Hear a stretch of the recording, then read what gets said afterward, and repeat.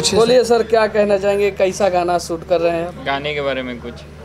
गाने के बारे में क्या बोलूँ, गाना तो हमारा गाने जैसा है कि कोई भी गाना गाना चाहेगा।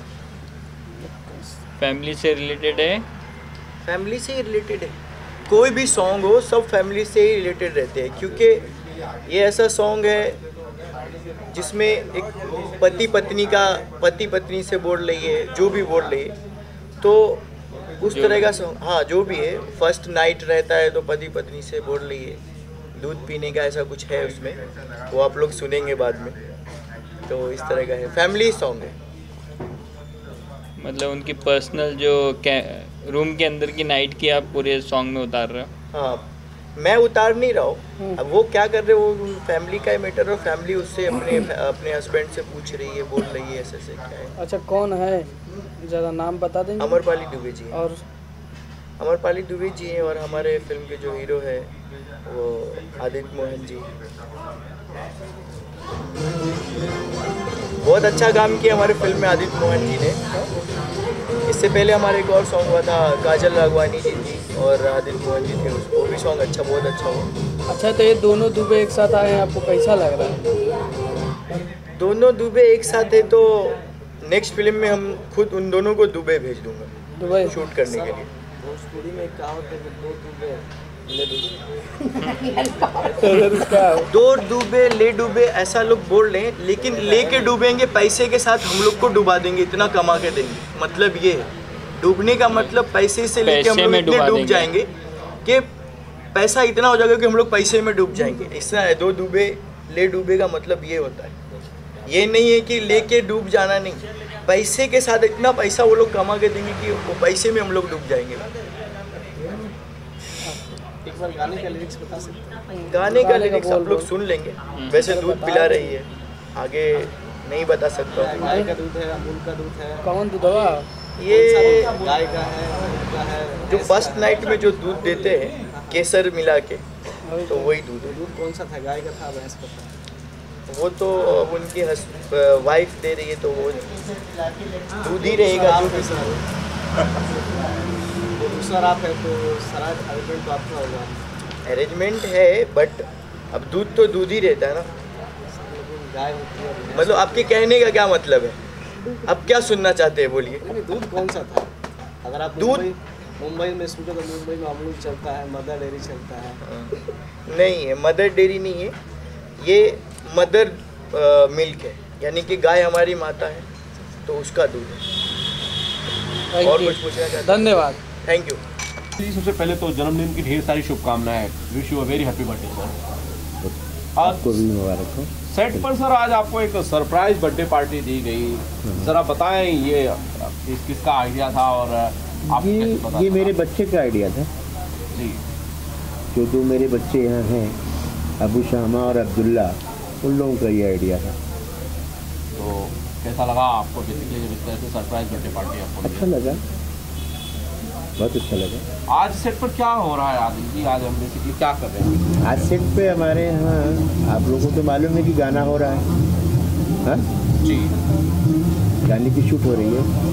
आर्टिस्ट कौन कौन है इसमें? इसमें अमरपाली जी हैं, आदित्य हैं। क्या हुआ? गाना पीछे नहीं, अरे आवाज़ नहीं जा अभी रहा। आज यहाँ पर सेट पर क्या शूट हो रहा है स्पेशली, और गाने सॉरी इसमें आर्टिस्ट कौन कौन है? गाना शूट हो रहा है, उसमें अमरपाली जी हैं और आदित्य मोहन है। बेसिकली जो किस मूड का गाना बनाया गया है आपने पारी के लिए? अभी आप लोग तो सुन ही रहे हैं गाने से। हाँ, लेकिन ऑडियंस नहीं सुन रही है। तो आप सुन रहे हैं ना, आप उसमें डाल दीजिएगा। बताइए जरा, आम्रपाली के साथ गाना करना ये कैसे फाइनलाइज हुई ये चीज़ें? ये मैंने फाइनल किया कि इनको लिया जाए इस गाने पे, इस गाने पे इनको लिया जाए। दूसरा एक गाना था जो आप भी आए थे उस दिन, उसमें जो है काजल राघवानी को लिया, ये मेरा आइडिया था। बेसिकली ज़्यादातर फिल्मों में जो आइटम सॉन्ग्स होते हैं, आइटम गर्ल्स करती हैं, आपने प्रॉपर हार्डकोर और फेमस हीरोइनों को, मशहूर हीरोइनों को चुना, खास वजह? उसकी वजह यह है कि इतनी अच्छी फिल्म बना रहा हूँ तो ज़रूरी सी बात है कि अच्छे लोगों को लूँगा। आप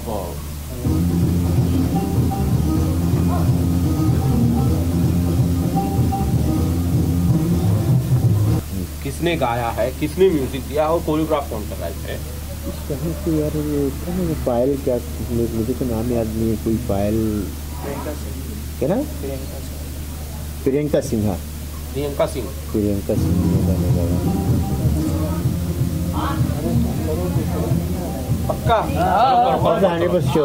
चलिए तो गाने वाला सवाल मैं कर देता हूँ। आदित्य जी, ये जो गाना बजा है ऊपर, ये किसकी आवाज़ में गाना, इसे लिखा किसने है, म्यूजिक किसका और कोरियोग्राफ कौन कर रहा है इससे? तो जो है म्यूजिक तो यश कुमार ने दिया है और राम देवल जी हैं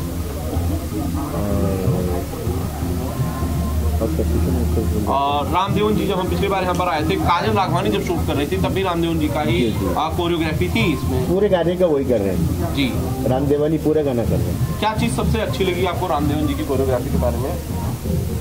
रामदेवन की हर मतलब उनके काम करने का जो तरीका है वो बहुत अच्छा लगा। फिल्म कब तक आ जाएगी आपकी, काजल बनकर तैयार हो जाएगी और कब तक? तो हम सोच रहे हैं कि अप्रैल में रिलीज कर देंगे। ऑडियंस से आप कुछ कहना चाहते हैं कि ट्रेलर्स कब आएंगे फिल्म के? ऑडियंस से ये कहना चाह रहा हूँ कि फिल्म जाएं, टॉकीज में देखें, बहुत अच्छी फिल्म है, जाके देखें वो लोग, ये उन लोगों से मेरी अपील है। Thank you. Okay, thank you sir. Thank you. Basically आज यहाँ पर गाना शूट हो रहा है, आप बताएंगे क्या गाने की खासियत है, गाने का स्पेशल अट्रैक्शन क्या है आदित्य मोहन को छोड़ के? सबसे पहले तो आप सबको वेलकम है हमारे सेट पे। जो गाना बाओ, सबसे पहले तो गाना के खासियत बाओ, गाना के लिरिक्स, म्यूजिक जो बहुत ही खास बा, और जो हर गाना के खास बा ये फिल्म के, रामदेवन सर की कोरियोग्राफी। और जो सबसे खास बात बा वो गाना में बाकी ये गाना में स्पेशल अपीयरेंस करता रही आम्रपाली दुबे जी। तो हमारा ऑडियंस के, हमारा दर्शकन के आदित्य मोहन दुबे के संग आम्रपाली दुबे के ठुमका देखे के मिली ये गाना। हर्षित, यस, आप भी ठुमके लगा रहे हो इस गाने पर? नहीं, मैं तो नहीं लगा रहा हूँ, मैं ठुमके देखने के लिए आया हूँ। और ये सॉन्ग बहुत ही प्यारा सॉन्ग है। इस फिल्म में पूरे सॉन्ग्स बहुत ही प्यारे प्यारे सॉन्ग्स हैं। हर्षित, आप पर भी कोई गाना फिल्माया गया है इस फिल्म का? हाँ, एक रोमांटिक सॉन्ग मेरे ऊपर फिल्माया गया है, that's a very good song in the movie. और ओवरऑल सारे गाने बहुत ही अच्छे हैं, मार्केट में आएंगे तो हिट हो जाएंगे। आप अभी न्यू कमर हो, आपकी फर्स्ट फिल्म है, I am talking about Bhojpuri only, मैं भोजपुरी की बात कर रहा हूँ। तो आपने आज कुछ यहाँ पे देखा होगा, कुछ सीखा, did you learn something from this song? I have learn so many things, like set बहुत ही प्यारे सेट हैं और यहाँ काफ़ी सीनियर्स लोगों से मुझे सीखने का मौका मिला और बहुत अच्छा लगा। मतलब पहली पिक्चर मेरे लिए एक्सपीरियंस रहा, मेरे लिए बहुत अच्छा। आदिल सर ने, ब्रज सर ने काफ़ी मेरा सपोर्ट किया है और आदित्य मोहन जी, काजल यादव जी, माया यादव मैम, सब लोग मतलब बहुत ही अच्छे लोग हैं। सारी टीम, मतलब मैं कितनी भी तारीफ करूँ ना कम है ये। Actually he is already good and he did lot of works in theatre and all those things. So ये खुद ही काबिल तारीफ हैं और खुद ही इतने अच्छे एक्टर हैं। और मैं ये बोलूँगा कि अभी तक मैंने जितनी भी भोजपुरी फिल्में देखा है तो मतलब इस तरह का मतलब सेट मुझे नहीं मिला। मैं अगर शूट आज कंप्लीट हो जाएगा ना तो कल से मैं बहुत मिस करूँगा इसको। अच्छा, कौन कौन सी भोजपुरी फिल्में देखी हैं? Can you name? या दबंग सरकार, घर वाली, बाहर वाली। अच्छा, 2 ही फिल्में देखी हैं and you are talking about the whole genre. Sir, Adil साहब, पीछे बड़ी सारी हीरोइनों की फोटोज लगी हुई हैं, वो आपको वहाँ से देख रही हैं, आप जिन्हें आप मुझे नहीं देख रही हूँ, आपको देख रही हूँ। नहीं, आप भी मुड़ के लेकिन देख सकते हैं। नहीं तो मुझे इतनी तकलीफ करने की जरूरत क्या है? तो आम्रपाली दुबे के बारे में, जब आपने कभी आम्रपाली दुबे का कोई गाना देखा था? मैं तो मुझे तो याद नहीं है। नहीं देखा था? फिर आपको किसने बताया कि आम्रपाली दुबे जी बहुत अच्छी डांस करती हैं, या वो इस फिल्म नाम सुना, मार्केट में मैंने नाम सुना कि वो बहुत अच्छा करती है, इसके लिए मैंने कहा नहीं, इनको लेना है। आदित्य, आपने भी कभी आम्रपाली के साथ कोई काम नहीं किया? नहीं, मेरा पहला एक्सपीरियंस है उनके साथ और पहला बार उनके साथ काम करता नहीं। भोजपुरी के टॉप एक्ट्रेस है, आज के में स्टारडम बा उनकर, काफ़ी पॉपुलर है, अच्छा फैन फॉलोइंग बा उनकर, और पहला बार उनके साथ काम करता नहीं। ये फिल्म में काजल राघवानी भी बाड़ी, जिनका संग पहले हम काम कर चुकल बानी, शोज कर चुकल बानी। आम्रपाली जी के संग हमारा पहला काम भाई। बेसिकली आम्रपाली की अगर एक खासियत आप बताना चाहें तो सबसे बड़ी खासियत कौन सी आम्रपाली दुबे के बारे में आप बताना चाहेंगे, जो आज आपने यहाँ पे नोटिस किया हो? देखिए, अभी तक तो हमारा कोनो सीन नहीं के वजह हम पर्सनली नोटिस करी, और बहुत कम टाइम में बहुत अच्छा सक्सेस है, बहुत अच्छा फ़ैन फॉलोइंग जो उन्होंने बनाया है, जो शायद बहुत कम लोगों को अब तक मिला है। म्यूजिक और गाने कितने शानदार लगे आदित्य मोहन को खुद? पूरी फिल्म के गाने बहुत अच्छे हैं और बहुत शानदार हैं और काफ़ी अच्छा मेहनत किया है इस पे हमारे music director S Kumar ji ने, और मैं चाहूँगा कि वो भी फ्रेम में आए प्लीज़। बिल्कुल। एस कुमार जी कहाँ हैं, उनको हाजिर किया जाए। आइए सर, फ्रेम चेंज कर दो ना, हटाना। चलिए वेलकम सर, ये हैं हमारे एस कुमार जी इस फिल्म सर के वहाँ से म्यूजिक। आवाज़ नहीं आएगी, थोड़ा सा इधर आइए। ये हैं हमारे एस कुमार जी इस फिल्म के म्यूज़िक डायरेक्टर, और इन्होंने काफ़ी अच्छा म्यूज़िक दिया है इस फिल्म में। काफ़ी प्यारे गाने हैं और काफ़ी गानों को तो खुद इन्होंने ही लिरिक्स लिखा है। काफ़ी मतलब बोलते हैं मल्टी टैलेंट, जो मसाला जो पूरा कूट कूट के भरल रहेला ना, वो पूरा ही आदमी भरल बा। देखन में छोटन लगे घाव करे गंभीर। आदमी है या गोली है ना? ये बारूद है, बारूद। भैया एस कुमार जी, गाना आपने लिखा है ये? जी सर मैंने लिखा। क्या ख्याल चल रहा था जहन में उस वक्त जब ये गाना लिखा था?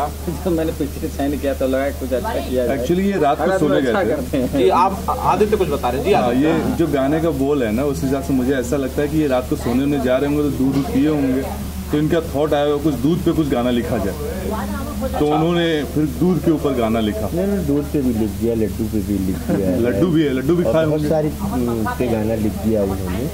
गाने तो सब बहुत अच्छे लिखे हैं, बहुत प्यारे, बहुत मेलोडियस गाने लिखे हैं। हर फ्लेवर इन्होंने दिया है इस फिल्म में। इन्होंने रात में आप लड्डू खाते सोते हैं? सर सोचते क्या थोड़ा मिठाई खाते तो बहुत किया उन्होंने। चूड़ी भी धमका दी है, लड्डू भी कर दिया है, पिया भी कर लिया है, सारे लिख दिया है। आप भी लड्डू खाने में विश्वास रखते हैं? आदित्य जी खाते हैं लड्डू? नहीं, मैं ज़्यादा मीठा नहीं खाता। नहीं, कोई खास वजह इसके पीछे? मीठा पसंद नहीं है या मीठा इतना पसंद नहीं। आदित्य आपको मीठा पसंद है? एक्चुअली मेरे माइंड में कुछ थॉट जा रहा था। मेरा घर का निकनेम लड्डू है, तो इन्होंने लगता है कि मुझे भी काफी ध्यान में रख के गाना लिखा। अच्छा, ये आदित्य मोहन ने रिवील किया।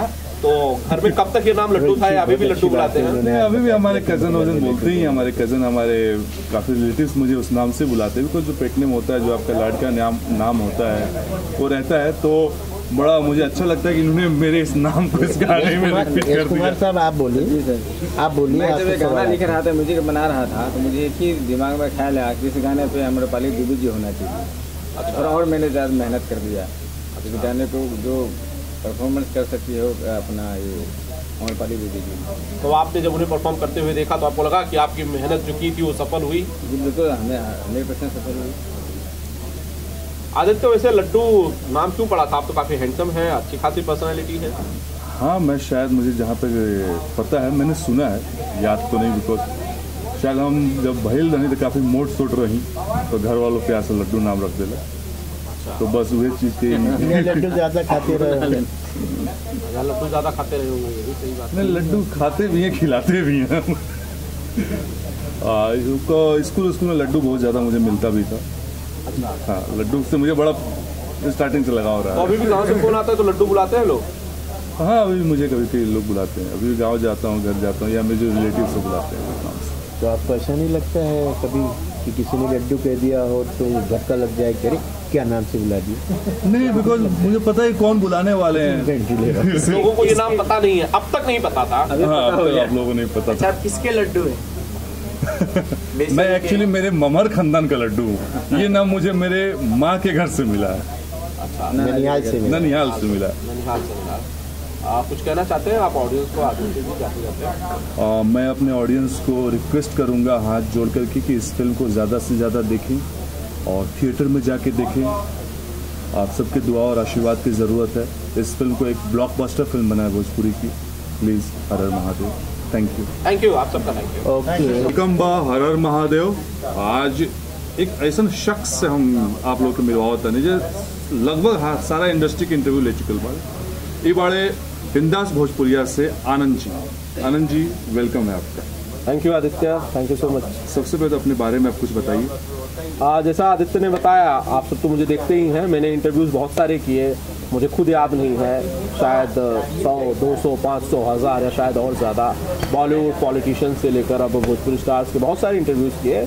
और मैं बेसिकली आनंद कमलेश त्रिपाठी, स्क्रीन नेम आनंद कमलेश, क्योंकि मराठी के लिए भी मैं बहुत सारे इंटरव्यूज़ करता था, तो उन लोगों में आनंद कमलेश नाम जनाते थे। कमलेश मेरे बेसिकली पिताजी हैं, मिस्टर कमलेश राधेश्याम त्रिपाठी, और गोरखपुर से हूँ, ईस्ट यूपी।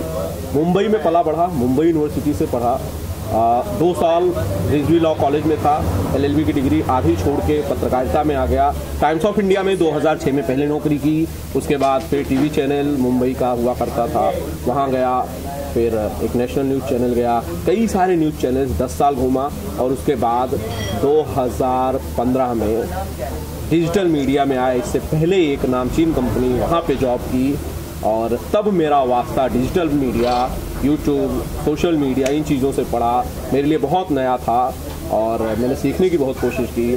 फिर वक्त बदला और वो उस ऑफिस से मुझे जाना पड़ा। अब ये नई ऑफिस, नई जिम्मेदारी, जिसे आप कहते हैं बिंदास भोजपुरिया, 2016 की ये कंपनी जो आज अच्छी चल रही है, और ना सिर्फ टर्म्स ऑफ रेवेन्यू, पैसे की बात नहीं, आप लोगों का प्यार, आप लोगों का दुलार, आप लोगों का ये आशीर्वाद, ये सब कुछ मिल रहा है आदित्य।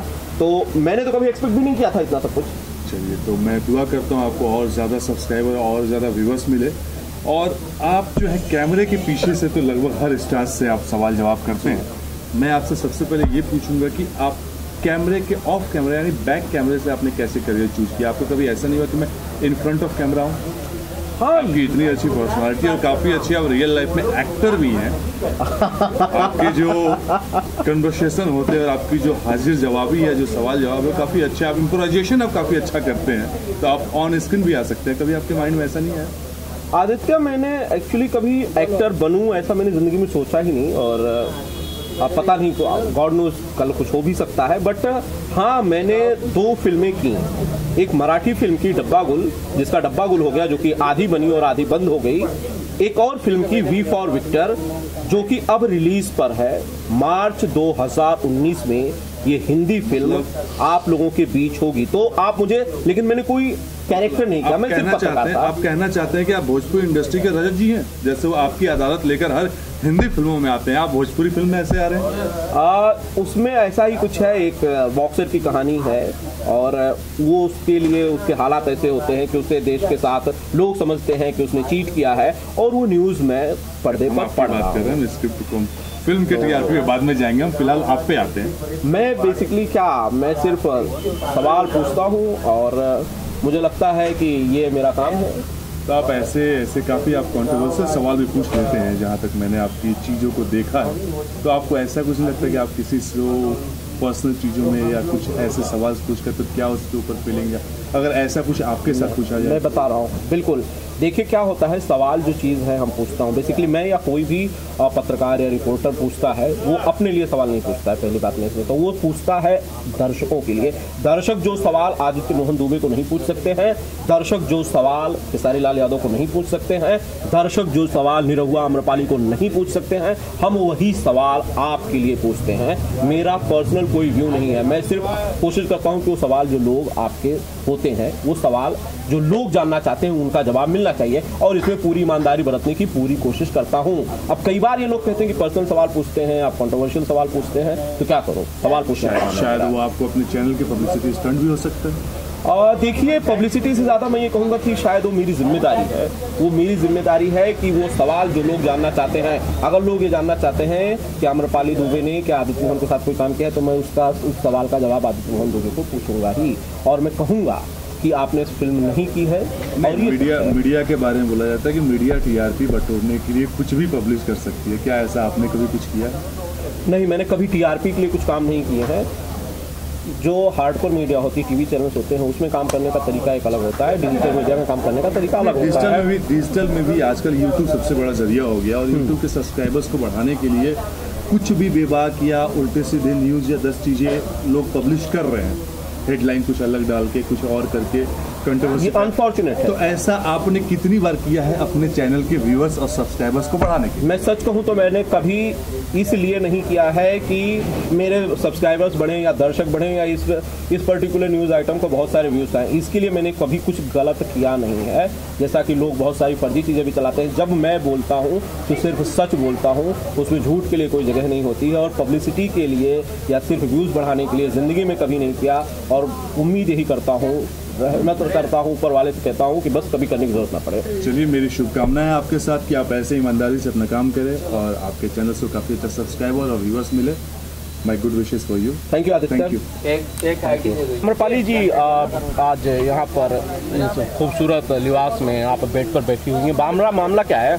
वो सब तो ठीक है, मैं खूबसूरत लिबास में बेड पे बैठी हूँ, आप मेरे बेड पे कैसे आ गए? नहीं, मुझे तो जबरदस्ती बिठाया गया इंटरव्यू करने के लिए। अच्छा। हम लोग शूट कर रहे हैं, एक बहुत ही अच्छी शानदार फिल्म बनी है काजल, और आज आई थिंक रैप अप है इस फिल्म का। सारे सीन, सारे गाने, सारे सीक्वेंसेस कंप्लीट हो चुके हैं। बहुत शानदार फिल्म बनी है, सिर्फ मेरा गाना बचा था और उसको अभी हम लोग शूट कर रहे हैं और इसके बाद बहुत जल्द ये फिल्म तैयार हो जाएगी, थिएटर में आप लोग जाके देख सकते हैं इस फिल्म। आम्रपाली जी, वैसे बेसिकली आप जब भी आपने आइटम सॉन्ग किया बड़ा धमाल हुआ है, बड़ा धूम हुआ है, ये सब ने देखा, बहुत सारे रिकॉर्ड टूटे हैं, तो इस फिल्म से भी क्या वैसी ही कुछ उम्मीद करती हैं इस गाने से स्पेशली? मैं यही कामना करती हूँ कि मेरे गाने जैसे हमेशा सबको अच्छे लगते हैं, वो इस फिल्म का गाना भी सबको उतना ही अच्छा लगे और बेटरमेंट हो इस फिल्म के लिए मेरा गाना। इस फिल्म की जो हीरोइन है काजल, मुझे बहुत प्यारी लगती है वो लड़की, और आई जस्ट होप कि ये फिल्म उसके लिए एक माइलस्टोन हो और वो बहुत आगे जाए अपनी लाइफ में। आपको ये गाना आप तक कैसे पहुंचा आम्रपाली जी? किसने आपको अप्रोच किया कि भाई? एक्चुअली हम लोग शूटिंग कर रहे थे गबरू फिल्म की, और उस सेट पर मेरे साथ माया जी भी थी, माया यादव जी, वो मेरी मदर का कैरेक्टर प्ले कर रही थी। तो उन्होंने मुझे बताया कि ये फिल्म के मेकर्स एक गाना करवाना चाहते हैं, आपसे बात कर लीजिए। तो उसी सेट पर आए थे हमारे डायरेक्टर सर और प्रोड्यूसर सर, वहीं पर हमारी मुलाकात हुई। आपको पता है इस फिल्म में काजल लाखवानी ने भी एक गाना किया है, आम्रपाली दुबे एक गाना कर रही हैं। प्रोड्यूसर साहब ये कह रहे हैं, मेकर से कह रहे हैं कि ये हमारी फिल्म के लिए सबसे बड़ा एडेड एडवांटेज ये होगा। आम्रपाली जी को क्या लगता है कि बेसिकली सिर्फ 2 गानों के बारे में, 2 अगर गानों की बात करें तो इससे फिल्म को कितना फायदा हो सकता है इन थिएटर्स? आई थिंक एक फेस वैल्यू होती है जिसको देख के लोग एक अच्छी स्क्रिप्ट देखने चले जाते हैं। मैं ये हमेशा बिलीव करती हूँ कि अगर कोई पोस्टर पर अगर कोई नया चेहरा है जिसको ऑडियंस बहुत ज़्यादा अभी नहीं जानती, तो उन्होंने बहुत कमाल की फिल्म भी बनाई होगी, तो भी ऑडियंस तक पहुँचेगी कैसे? लोग पोस्टर देख के अगर नहीं गए तो अगर पोस्टर पर काजल जी या मेरे जैसा कोई चेहरा होगा तो उसे देख के लोग कम से कम गाना देखने ही जब थिएटर में जाएंगे तो उनको पता चलेगा गाना तो था ही, फिल्म भी इतनी अच्छी थी जो हमें देखने मिल गई। सो आई थिंक फेस वैल्यू बहुत असर करता है एक अच्छी स्क्रिप्ट पर। वैसे आम्रपाली जी, आपने बहुत सारा वेट लॉस किया है, आप बहुत स्लिम लग रही हैं। ये जो मिशन शुरू किया था आपने वो कंप्लीट हो गया है, अभी अंडर प्रोसेस है? अभी भी काम चालू ही है, अभी भी मैं चाहती हूँ कि और थोड़ा वर्कआउट करूँ और अपनी हेल्थ पर ध्यान दूँ। एंड वेट लॉस नहीं, बेसिकली फिट होना चाहती हूँ मैं, ताकि मैं हेल्दी रहूँ। पतला और मोटा और वो सब से मुझे फ़र्क नहीं पड़ता, मुझे हेल्दी रहना बहुत ज़्यादा फोकस्ड मेरा उस पर है। तो अब आम्रपाली जी, और कौन कौन सी फिल्में हैं जो आपकी शूट चल रही हैं या फिर आने वाली हैं? अभी बहुत सारी फिल्में आने वाली है। इस बार मैं कई सारी फिल्में नए डायरेक्टर्स के साथ, नए एक्टर्स के साथ करने जा रही हूँ इस साल, और बहुत सारी फिल्में दिनेश जी के साथ भी कर रही हूँ। पवन जी के साथ एक फिल्म करने जा रही हूँ मई में। एक फिल्म की बात हो रही है खेसारी जी के साथ, बहुत सारी फिल्में हैं और अभी तक सबके टाइटल भी नहीं पता है मुझे, बट ये साल बहुत अच्छा रहने वाला है, इसमें बहुत सारी अच्छी बड़ी फिल्में आ रही हैं। वैसे आपकी फिल्म लंदन रिलीज पे है, निरुआ चला लंदन रिलीज पर है, बस कुछ दिन बचे हुए हैं, कई बार फिल्म की डेट शिफ्ट की गई है, आपको लगता है कि ये नहीं होना चाहिए था? आई थिंक सो कि नहीं होना चाहिए था, किसी भी फिल्म के साथ ऐसा नहीं होना चाहिए कि आज रिलीज़ हो रही है कल रिलीज़ हो रही है, बिकॉज ऑडियंस बहुत एक्सपेक्ट करते हैं। लेकिन बहुत मेजर टेक्निकल इश्यूज़ था जिसकी वजह से ऐसा करना पड़ा हम लोगों को, और फाइनली जब हम फिल्म रिलीज़ करने जा रहे थे तो इतनी ठंड पड़ रही थी कि वी वर वेरी श्योर कि कोई थिएटर तक पहुँच ही नहीं पाएगा। केबल पीछे कर दी सर, 1 मिनट जी, कंटिन्यू। कोई थिएटर तक पहुँच ही नहीं पाएगा, तो हमने सोचा ऐसे समय पे इतनी अच्छी फिल्म रिलीज़ करके वेस्ट करने का कोई मतलब नहीं है। तो अब फाइनली अब रिलीज़ हो रही है, आई होप कि ऑडियंस को उतनी ही पसंद आए। क्योंकि उसी वक्त आपकी एक खास फिल्म रिलीज हुई, जब वो रिलीज डेट थी, लागल रहा बताशा रिलीज हुई। क्या लागल रहा बताशा को स्पेस देने के लिए ठंड तो लागल रहा बताशा के लिए भी रही होगी, निरुआ लंदन के लिए नहीं थी? नहीं, लागल रहा बताशा का तो बहुत पहले से फिक्स था कि उसी डेट पर रिलीज होने वाली है। जब हम शूट कर रहे थे उसी टाइम पर मेकर्स से हमारी बात हो चुकी थी कि हम 25 जनवरी को रिलीज करेंगे। ये फिल्म पिछले साल के होली से रिलीज होने वाली थी, अब होगी तब होगी, कुछ ना कुछ प्रॉब्लम हो के रिलीज नहीं हो पा रही थी। लास्ट मिनट पे ये लोग ने डिसाइड किया था कि 25 जनवरी को करेंगे, और उसके बाद भी ऑलरेडी बहुत सारी फिल्में थी, तो ऑलरेडी सब बुकिंग्स हो गई थी। और प्लस जिस तरह का कोहरा पड़ रहा था और सब पड़ रहा था, हमको, क्योंकि मैं खुद उस टाइम पर पटना गई हुई थी, तो पटना में जब मैंने सिटी में देखा ये हाल है ठंड का, तो फिर और रूरल्स में क्या होगा। तो सबका कंबाइंड डिसीजन था कि नहीं रिलीज़ करते हुए हुआ चलो लंदन को। सब लोग बोल रहे थे यार शूट करते टाइम जितनी ठंडी थी लंदन में, रिलीज़ करते टाइम उतनी ठंडी रहेगी बिहार में, तो कैसे चलेगा। तो नहीं हुई रिलीज़ इस वजह से। एक और फिल्म आपकी आ रही है जिसकी शूट अभी हाल में करें, हम लल्लू की लैला की बात कर रहे थे। लल्लू की लैला के बारे में हमें थोड़ा सा बताएं, क्योंकि बड़ा यूनिक सा नाम है और शायद मैं उम्मीद करता हूँ उतने बेहतरीन कॉन्सेप्ट भी होगा। जी, बहुत ही डिफरेंट कॉन्सेप्ट है। एक्चुअली ऐसे कॉन्सेप्ट पर कभी भोजपुरी में पहले फिल्में नहीं बनी हैं, और बहुत मेहनत की है हमारे डायरेक्टर सुशील उपाध्याय जी ने, और वो हमेशा आउट ऑफ द ब्लू जाके कोई फिल्म बनाते हैं सुशील सर। एंड मुझे कॉन्सेप्ट पर्सनली बहुत अच्छा लगा, फुल ऑफ ड्रामा, बहुत सारे ट्विस्ट्स एंड टर्न्स है फिल्म में, और ऑडियंस को देखने में बड़ा मज़ा आएगा। और लल्लू तो दिनेश जी ने इतना अच्छा परफॉर्म किया है फिल्म में, इतना अच्छा परफॉर्म किया है, मतलब मैंने बहुत सारा टाइम दिनेश जी के साथ काम किया, बट ये फिल्म में उनका परफॉर्मेंस मेरा फेवरेट है। वैसे आपको लैला सारा यूपी बिहार या पूरा हिंदुस्तान आपको लैला कह सकता है, लेकिन दिनेश जी की एक वो चीज़ बताइए जिसमें आप कहती हैं कि दिनेश जी लल्लू है। दिनेश जी लल्लू हैं, मारेंगे मेरे को तो? नहीं मारेंगे, प्लीज कह दीजिए, किसी को नहीं बताएंगे हम लोग, किसी को नहीं बताएंगे, किसी को नहीं बताएंगे। अच्छा बोलिए, ट्रेंडिंग में नहीं आएंगे। दिनेश जी को एक बहुत बुरी आदत है, एक चपाती है अगर तो उसको तोड़ो 2-3 कौर 4 कौर 8 कौर, मैं कम से कम एक चारने वालों में खा जाइए, मैं उस चपाती को कम से कम 10 कौर छोटे छोटे बाइट खाना चाहिए। वो जब बात करते रहेंगे किसी से और गरम गरम रोटी उनको परोस दो, बस आधा रोटी एक कौर में खा लेंगे फटाफट, और बात करते करते भूल जाएंगे कितना खा रहा हूँ मैं। तो ये चीज़ मुझे उनकी बहुत इरिटेट करती है। क्या लल्लू जैसा बिहेव कर रहे हो, आराम से खाओ, धीरे धीरे चू या फूड 32 टाइम्स। तो बोलते तुम्हारा ये सब टीचिंग नहीं चाहिए, मेरे को खाने दो, भूख लगी। बट अच्छा, आपने ये कैसे देखा? आपने निरुआ को कभी रोटी बना के खिलाई?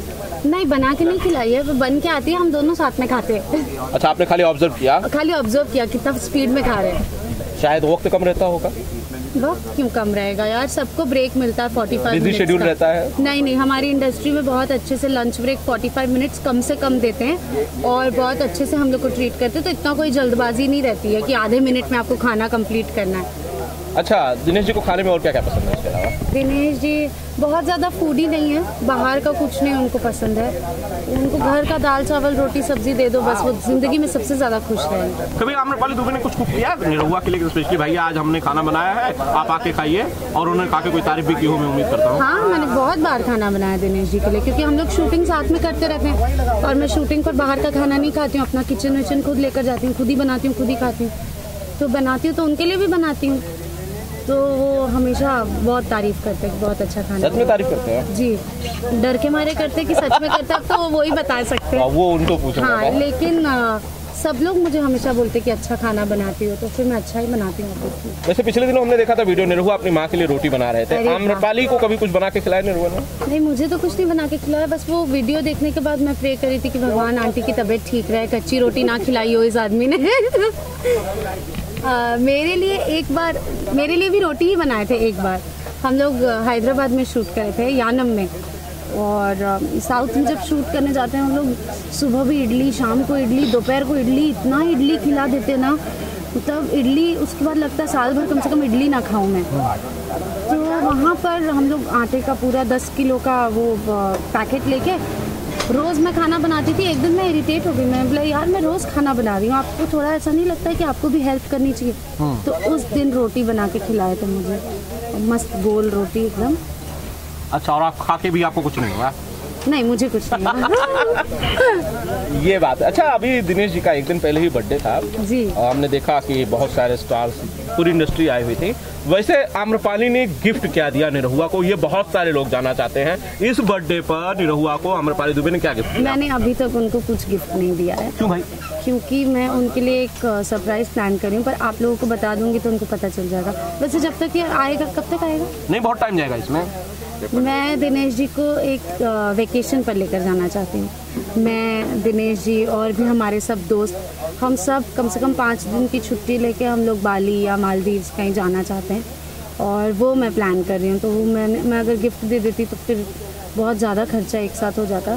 तो मैं सिर्फ वेकेशन पे प्लान कर रही हूँ अभी, और वेकेशन पर लेकर जाऊँगी दिनेश जी को, बिकॉज इतना बिजी स्केड्यूल रहता है और डे नाइट शूटिंग करते रहते हैं। तो मैं चाहती हूँ कम से कम 5-6 दिन एक हॉलीडे लें और एंजॉय करें अपना लाइफ। थोड़ा उनको हॉलीडे लेना चाहिए। तो और आपको लगता है आपके सारे प्रोड्यूसर्स ऐसा अलाउ करेंगे? क्यों नहीं, पहले रिक्वेस्ट करेंगे, उसके बाद हाथ जोड़ेंगे, पैर पड़ लेंगे, जाने दो भाई, प्लीज छोड़ दो, 5 दिन के लिए छोड़ दो। नहीं, बहुत अंडरस्टैंडिंग प्रोड्यूसर है, छोड़ देंगे। हीरो वर्दीवाला के बाद एक नया ट्रेंड शुरू हुआ है भोजपुरी सिनेमा में, वेब सीरीज की। उसके बारे में क्या कहती हैं आम्रपाली? मुझे बहुत खुशी होती है देख के, जब नए नए जॉनर्स में, जैसे हम जितने एक्टर्स हैं, टचवुड वैसे भी सबके सब हमेशा बिजी रहते हैं, बट जितने अलग अलग जॉनर्स खुलेंगे काम करने के लिए, टीवी सीरियल्स से लेके वेब सीरीज से लेके फिल्म से लेके सब कुछ, तो हर कोई उतना ज़्यादा काम करेगा। और जो आदमी प्रैक्टिस करता रहता है एक्टिंग करने की, काम करने की, उसका काम और निखरता है। तो आई थिंक ऐसे प्लेटफॉर्म्स जब आएंगे तो बहुत अच्छा होगा पूरी इंडस्ट्री के लिए।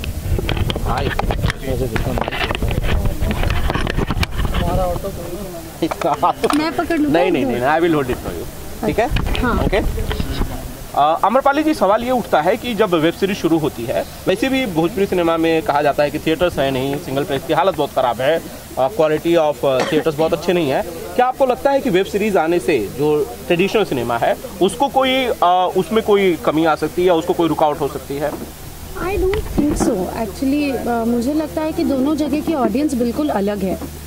डिजिटल की ऑडियंस बहुत ही अलग है और थिएटर्स की ऑडियंस बहुत ही अलग है, और हमेशा ये दोनों ऑडियंस में डिफ्रेंशिएट करके हम लोग रखते हैं। हम थिएटर की ऑडियंस के लिए थिएटर बनाते हैं, फिल्म बनाते हैं, और डिजिटली जो लोग हम लोग को देखना चाहते हैं उनके लिए वेब सीरीज़ बनाते हैं। तो आई डोंट थिंक कि हमारी जो ऑडियंस ऑलरेडी है उस पर कोई असर पड़ेगा वेब सीरीज़ का। बुरा नहीं, अच्छा असर पड़ सकता है, वो शायद वो भी उसको डाउनलोड करके देखें, लेकिन जो फिल्म है वो थिएटर में जाके देखते हैं, क्योंकि फिल्म 70 mm का फील ही अलग होता है, वो कहीं पे नहीं मिल सकता। वो नशा आई डोंट थिंक कभी उतरेगा। हीरो वर्दीवाला के बाद क्या किसी और वेब सीरीज का ऑफर आया है आम्रपाली को? जी, बहुत, एक्चुअली पहले भी बहुत आ रहे थे, लेकिन हम लोग ने रोक कर रखा था। हम देखना चाहते थे कि हीरो वर्दीवाला का कैसा रिस्पांस है और क्या है, and touchwood by God's grace इतना अच्छा रिस्पांस आया है कि अब हम लोग वेब सीरीज़ करना शुरू करेंगे। नेटफ्लिक्स के लिए भी वेब सीरीज़ कर रहे हैं, बहुत सारे अलग अलग प्लेटफॉर्म्स के लिए वेब सीरीज़ करना अब हम शुरू कर रहे हैं। जब आम्रपाली वेब सीरीज में बहुत सारा बिजी हो जाएंगी तो इस सिनेमा को थोड़ा कम वक्त दे पाएंगे शायद? नहीं, ऐसा कभी नहीं होगा, ऐसा बिल्कुल नहीं होगा। हम लोग फिल्म्स को हमेशा प्रायोरिटाइज करेंगे, बिकॉज़ ये मेरा पहला प्यार है। सिनेमा को सेकेंडरी में कभी नहीं रख पाऊंगी, तो फिल्म्स पे हमेशा उतना ही प्रायोरिटी रहेगा। अच्छा, दिनेश जी का अभी बर्थडे हुआ हाल ही में, पूरी इंडस्ट्री आई हुई थी, खेसारी लाल यादव नजर नहीं आए वहाँ पर। कोई बहुत सारे ऑडियंस पूछ रहे हैं, फैंस पूछ रहे हैं कि खेसारी क्यों नहीं आए? जी, क्योंकि हमने खेसारी जी को पर्सनली कॉल किया था, 2-3 बार कॉल किया था, लेकिन उन्हें जाना था शायद मलेशिया। हाँ, मलेशिया में उनका शो है, तो उन्होंने फ़ोन पे बोला भी, अरे आई एम एक्सट्रीमली सॉरी, मैं नहीं आ पा रहा हूँ। उनका खुद का बहुत मन था आने का, लेकिन शो में उनको जाना था, वहाँ पे उनकी व्यवस्था थी और काम कर रहे हैं, तो उस बीच में हमने उनको पार्डन तो कर दिया, लेकिन आएंगे तो उनको अलग से पार्टी देंगे और उनसे गिफ्ट भी लेंगे। अच्छा, जब कोई एक सारी इंडस्ट्री नजर आती है, कोई पर्टिकुलर स्टार नहीं नजर आता, तो लोग समझते हैं शायद सब कुछ ठीक नहीं है। ऐसा झगड़ा चल रहा है, कुछ झगड़ा चल रहा है। इतना फालतू टाइम इधर किसी के पास नहीं है एक दूसरे से लड़ने का। लेट मी टेल यू, यहाँ पे सब लोग अपने अपने काम में बिजी है और किसी के पास इतना टाइम नहीं है कि उससे बैठ के लड़ाई करो, इससे बैठ के बुराई करो, वो सब नहीं करता है कोई यहाँ पे। खास तौर पर तब जब अनाउंस होती है फिल्म की सैया अरब गई लेना करेंगे खेसारी, और बाद में अरब जाते हैं दिनेश जी, उसके बाद भी ऐसा तो आई थिंक पहले से चला आ रहा है। बहुत सारी फिल्में, बलम जी लव यू दिनेश जी करने वाले थे, वो खेसारी जी ने कर ली। पटना से पाकिस्तान खेसारी जी करने वाले थे, दिनेश जी ने कर ली। बहुत सारी फिल्में आई थिंक एक प्रोड्यूसर और एक एक्टर के टर्म्स को मैच होना ज़रूरी है। अगर एक प्रोड्यूसर के टर्म पे एक एक्टर कंफर्टेबल नहीं है और एक एक्टर के टर्म पे एक प्रोड्यूसर कंफर्टेबल नहीं है तो पक्का उन लोगों को एक दूसरे के साथ काम नहीं करना चाहिए। और एक अच्छी स्क्रिप्ट किसी एक्टर का वेट नहीं करती। अगर मैं कोई अच्छी स्क्रिप्ट को मना कर दूंगी तो इसका मतलब ये नहीं है कि लाइफ में कोई और हीरोइन उस फिल्म को नहीं करेगी। एक अच्छी स्क्रिप्ट है, वो फिल्म बनेगी और मैं नहीं करूँगी तो कोई और करेगा, कोई और नहीं करेगा तो कोई और करेगा। ऐसा हमेशा चला आता है। और ये सब को बर्थडे पार्टी से तो मिक्स करने की ज़रूरत नहीं है, क्योंकि हमने जिस लोकेशन पर अरब का मुहूर्त किया था उसी लोकेशन पे 5 दिन बाद मेरा बर्थडे सेलिब्रेट किया गया था सिलवासा में। और वहाँ पर भी दिनेश जी थे, मैं थी, अरब के पूरी टीम थी और खेसारी जी आए थे। बहुत प्यार से हमारे साथ उन्होंने जन्मदिन सेलिब्रेट किया था और बहुत सारी दुआएं दी थी हमको भी और अरब फिल्म को भी। वैसे बवाल तो ये भी है कि खेसारी जी पर विनय बिहारी जी ने 3 टावर वाले बयान को लेकर टारगेट किया था और उसके बाद खेसारी जी ने अब जवाब दे दिया। आम्रपाली को क्या लगता है कि सही कौन है? मैं तो पहले टावर ढूंढ रही हूँ, कहाँ है ये टावर? ये टावर कहाँ है जो मुझे दिखते नहीं है? ये सब बकवास है यार, पता नहीं क्यों करते हैं ऐसे लोग।